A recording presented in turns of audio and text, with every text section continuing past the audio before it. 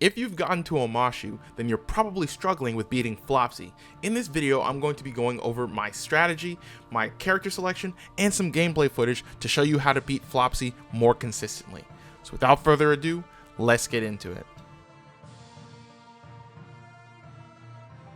Flopsie is a fast, powerful, and aggressive character. Even though he's a defense type, he can deal a lot of burst damage and one-shot your characters if you're not careful. That won't necessarily be a problem for us, because even if he knocks out our characters, our goal isn't to have every single team member survive, it's just to have at least one when we defeat Flopsie. This isn't a challenge, so keep that in mind. There are 3 obstacles you need to overcome in order to beat Flopsie: his high speed, 2 turns of immunity, and his advanced ability. His advanced ability will deal damage to one enemy and inflict imbalance state on the enemy for 2 turns. Imbalance state will decrease the speed and attack of a character by 25%. They will also have a 50% chance to become knocked down at the start of the caster's turn. This is a problem because if he targets the right character, then a lot of your damage and control against Flopsie will be cut short, and you won't be able to deal enough damage or stun him fast enough to prevent him from killing all your character. His speed and immunity will come from his gear sets, so he'll have 4 sets of immunity on him, and his base speed stat will be 200. He'll also have a relic, the ceremonial drum, that will give him a 65% chance to grant additional speed and offense up if he's attacked with an AoE attack. My plan is to stun him, but to do that we need some way to remove the immunity. And the character to do that is the Omashu soldier. The Omashu soldier's basic will deal counterforce damage to one enemy and deal increased damage to targets in the front line. So Flopsie will be in the front line and have 2 turns of immunity, so we'll remove those 2 turns and heal the Omashu soldier for each buff removed, as well as dealing more damage to Flopsie. This is great because with the immunity gone, we can now start putting debuffs on him in order to knock him down or stun him and prevent him from attacking us more often.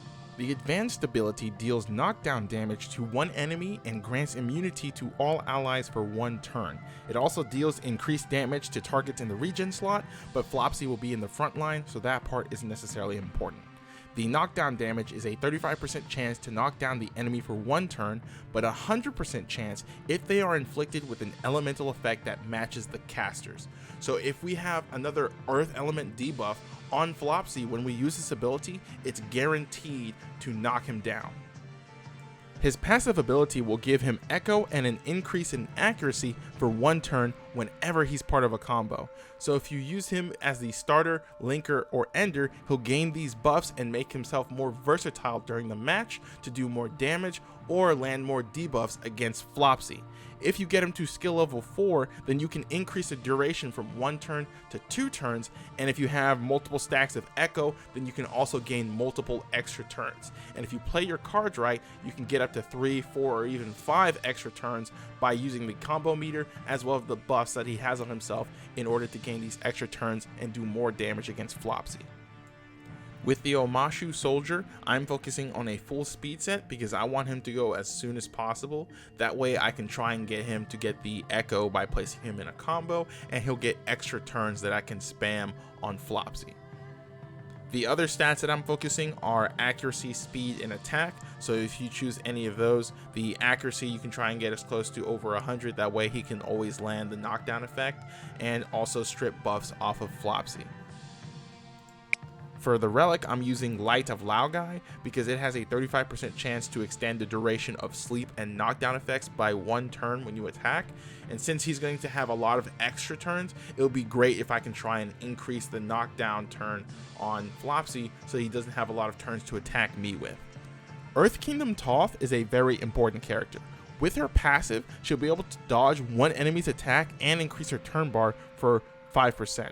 This will be huge because if Flopsie targets her, then he'll miss and he'll not have attacked any of your other characters and they'll still be alive.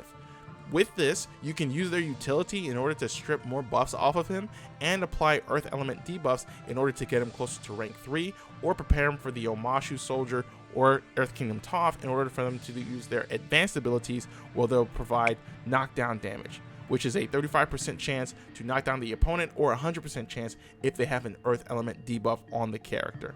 So her basic ability will deal impairing damage, which has a random chance to either decrease the speed or focus or the turn bar by 15%.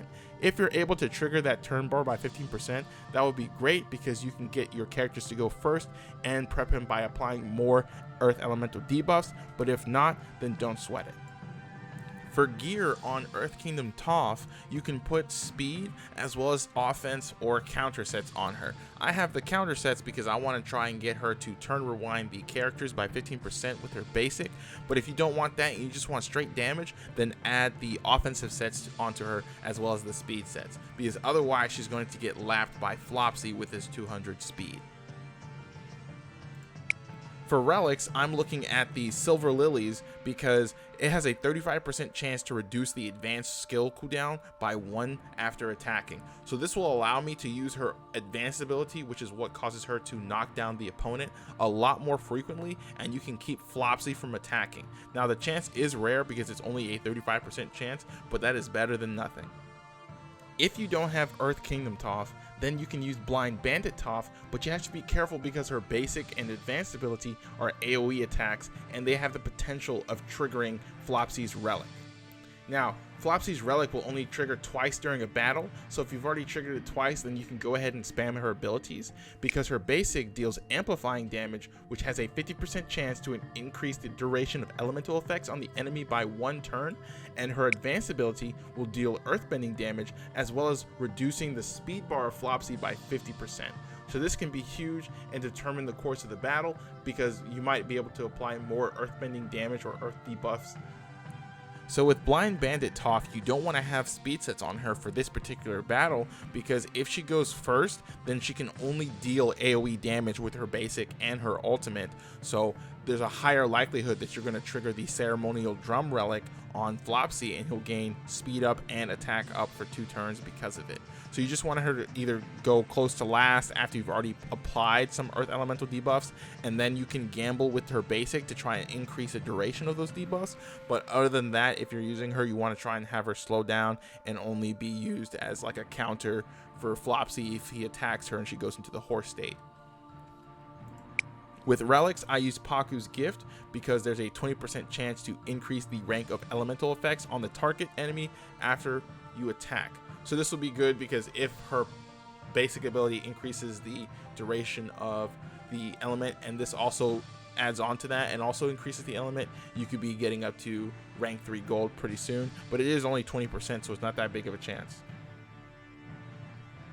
The next character we want to look at is the Earth Kingdom Soldier. He's important because his basic will deal earthbending damage for 2 turns to 1 enemy, and he'll also gain barrier for 2 turns on his basic. And his passive will heal himself and all his allies for a percentage of their health whenever he gains barrier. So this will give a little bit of sustain, and it will also allow you to have the earth element debuff on Flopsie, so that way whenever you get to Toph or the Omashu Soldier, you're ready to use their advanced abilities and knock him down. You don't want to use his advanced ability because he'll deal 2 hits of fearless damage to all enemies with a 25% chance to increase the cooldown of the target by 1 turn. That's too big of a risk because Flopsie has a 65% chance to gain speed up and attack up if he's attacked with a AoE attack because of the Ceremonial Drum Relic that he has equipped. Tyro is another good character to look at. The reason is because his kit revolves around his maximum HP, which will give him some good sustain in order to take at least 1 or 2 hits from Flopsie. So his advanced ability says he will grant block to the ally with the lowest HP for 2 turns, and then he will heal himself for 15% of his max HP. He'll also gain an extra turn. This extra turn you can use to farm focus in order to do some combos against Flopsie to either get some echo and accuracy up on the Omashu warrior, or to just apply some earth debuffs onto Flopsie. And so his passive says that he will gain courage whenever an ally that has block active is attacked up to 4 stacks. And so courage will increase his resistance and max HP for 5%. So it's going to be a cap of 20% on Tyro, so it will allow him to take more hits from Flopsie. It's only going to be about 2, especially if you have a low level Tyro, because Flopsie deals upwards of 15,000 damage, and currently my Tyro has around 14,000 health. His basic ability is something that you have to look out for because it is an AoE attack. It will reduce the turn bar of all enemies by 15%, but this will also have the chance to trigger the ceremonial drum relics that Flopsie has equipped on him. Another substitute for Earth Kingdom Toph is Mind Aang.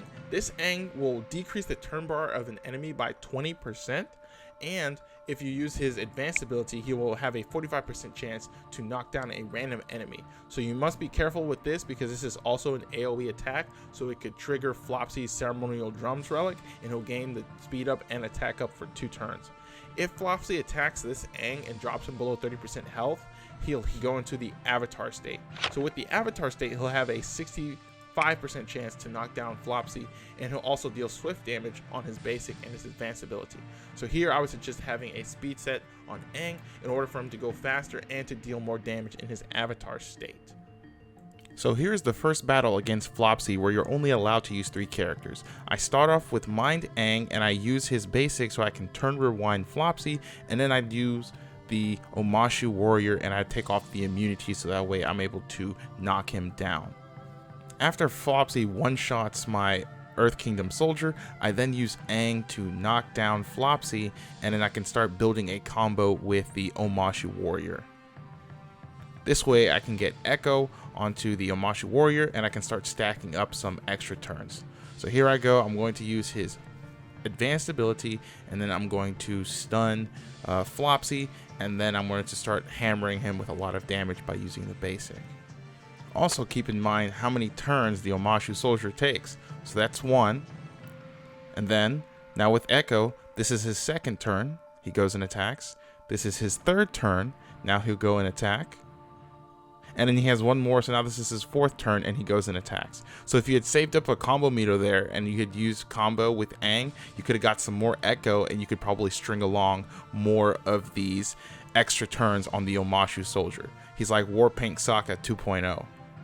By this point, I'm able to take Flopsie down to a very small amount of health, and I can give the finishing blow with the Omashu soldier and claim a victory for the first time you fight Flopsie in Omashu.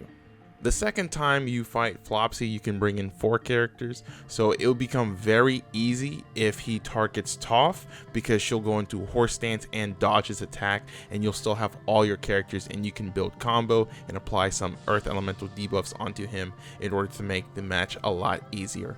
If he attacks the Earth Kingdom soldier, or if he attacks Tyro, then you can still make it through the match. It's just going to be a little challenging because you're going to have to save up on your combo meter and apply some debuffs as soon as possible so you can stun him with the knockdown of the advanced ability of Toph or of the Omashu soldier.